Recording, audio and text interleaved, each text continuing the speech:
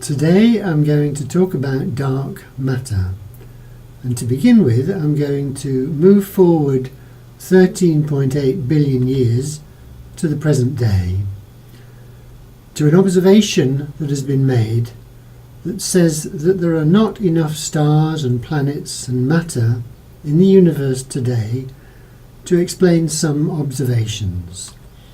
The observations in question are the movement of stars around galaxies, and we'll come to all these things, stars and galaxies and planets, later in the story, but I'm sure that you know that stars are organised into galaxies.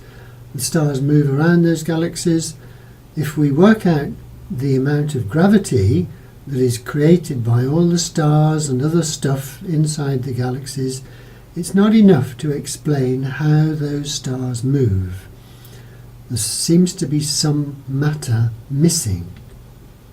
We also cannot explain the lensing that we see as light passes through galaxies or clusters of galaxies.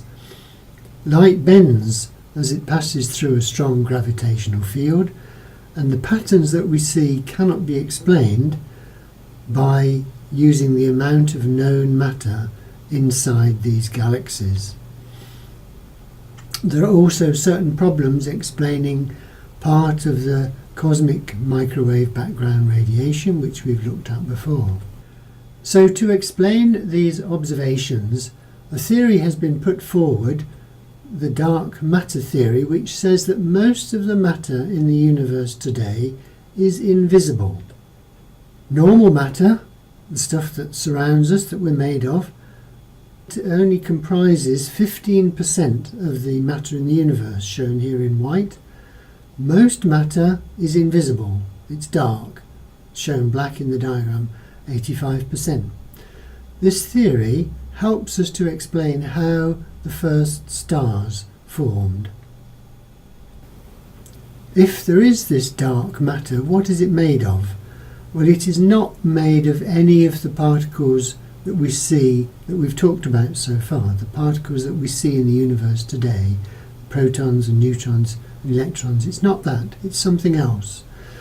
They call these particles weakly interacting massive particles, so they think the particles are large and that they don't interact with the matter that we already know, and this name is shortened to WIMPs. There must be huge quantities of these particles, and they are difficult to detect, which is why we call them dark matter. We have no evidence, no direct evidence for their existence, but several experiments are underway to try to detect them and to work out exactly what they're made of. However, dark matter is not the only theory which can explain the observations that we've made. We do not know what dark matter is, and therefore people have tried to find other theories.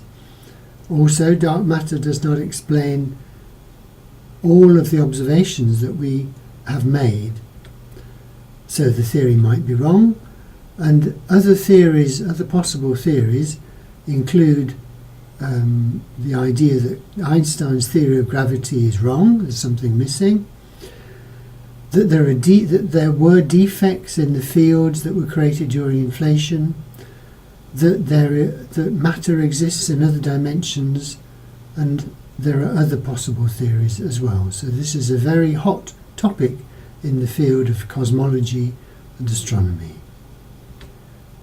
So thank you for watching, and if you like this story, you might like Time Crystal, which tells the history of the universe as a work of fiction. You can find out more at timecrystal.co.uk.